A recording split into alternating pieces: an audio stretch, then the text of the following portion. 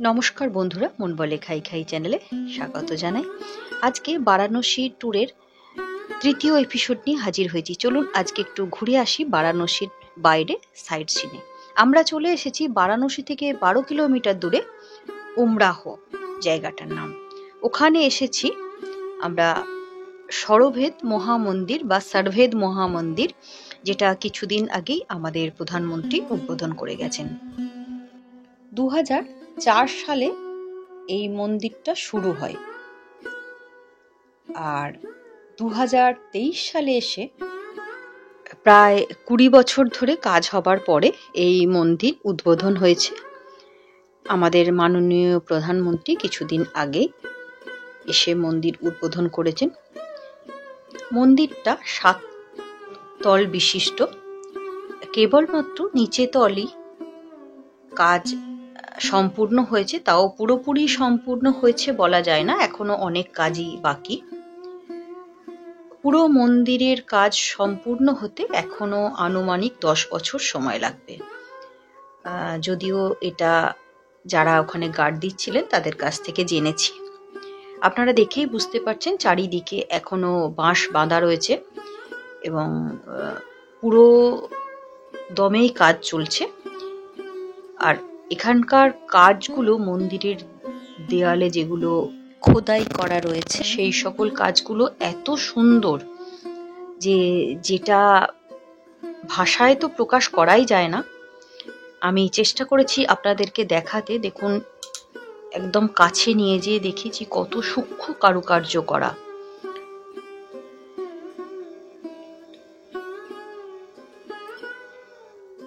পুরো মন্দিরের গায়ে এরকম সুন্দর সুন্দর কারুকার্য করা এবং খুব সুন্দরভাবে কোন এক একটা চিত্র ফুটিয়ে তুলেছেন এখানকার যে কাজ করেছেন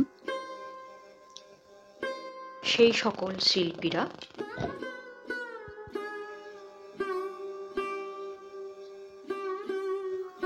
এই মন্দিরে কোনো দেবদেবীর মূর্তি নেই। এখানে মহর্ষি সদাফল দেবজির মূর্তি স্থাপনা করা হয়েছে। এখানে মহর্ষি সদাফল দেবজির মূর্তি রয়েছে। মহর্ষি সদাফল দেবজি সরভেদের রচয়িতা, উনি সরভেদ রচনা করেছিলেন।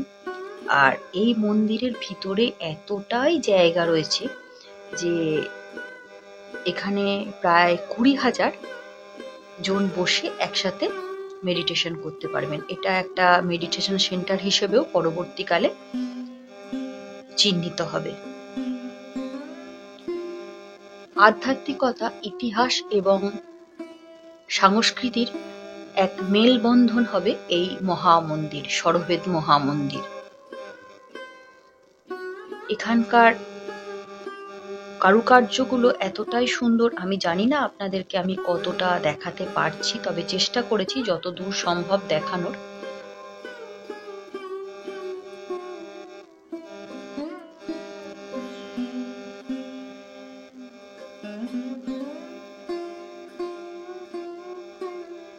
প্রত্যেকটা পিলারের গায়ে খুব সুন্দরভাবে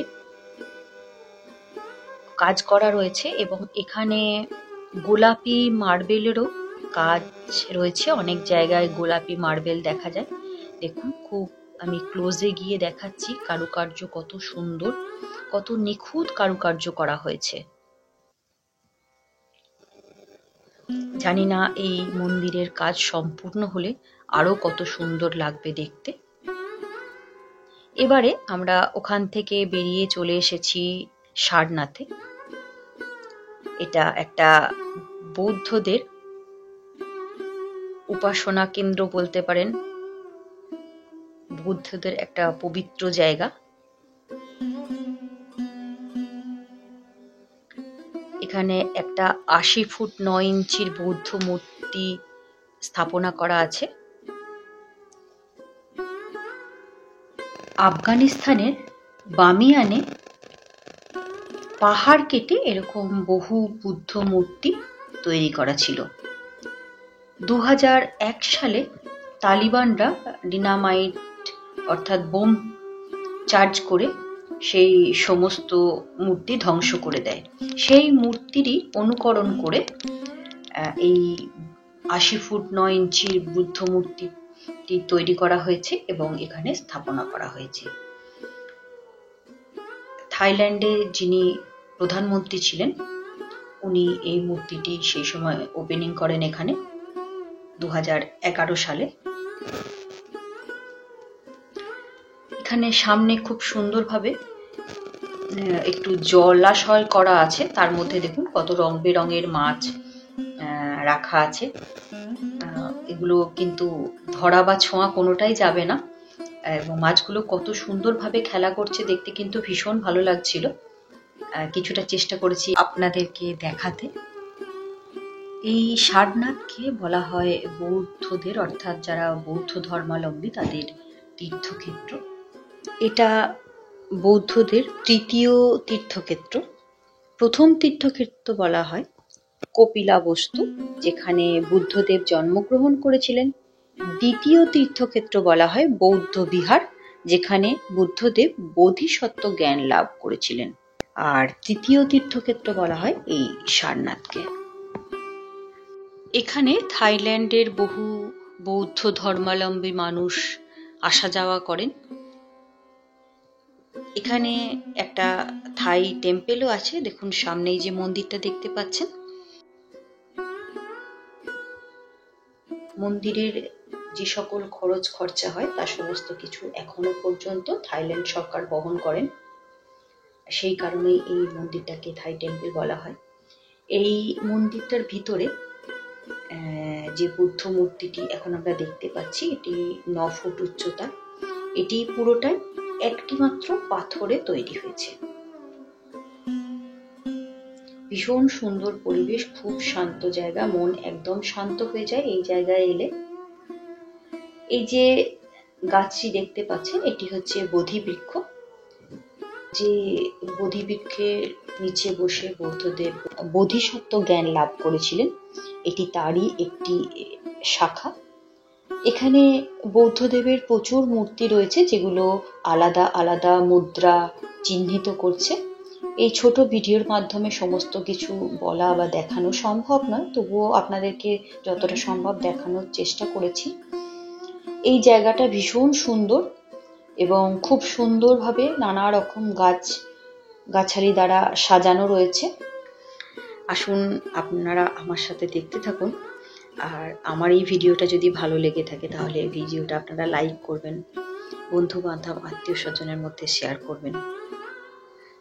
এখানে একটা গাছ দেখলাম, যেটা এখানে যারা গাইড ছিল তারাই বলে দিল। সেই গাছটিকে নাকি বলা হয় রেশম গাছ, অর্থাৎ ওই গাছের থেকে আমরা যে রেশম সিল্ক পাই, সেই রেশম সিল্ক তৈরি করা হয়। গাছটা খুবই সুন্দর দেখতে, দেখুন কিরকম লাল লাল সুন্দর সুন্দর ফল বা ফুল, এগুলো কি আমি ঠিক সঠিক জানি না, সেগুলো ধরে আছে। ওইগুলো থেকেই নাকি রেশম তৈরি হয়। যারা গেছেন তারা তো জানেনই, আর যারা যাননি তারা একবার ঘুরে দেখবেন। আরো অনেক কিছু বাকি রয়ে গেল বলার এবং দেখানোর। আজ এই পর্যন্তই। পরের ভিডিও রামগড় ফোর্ট নিয়ে হাজির হব। ততক্ষণ ভালো থাকবেন, সুস্থ থাকবেন আর আমার চ্যানেলের পাশেই থাকবেন। নমস্কার।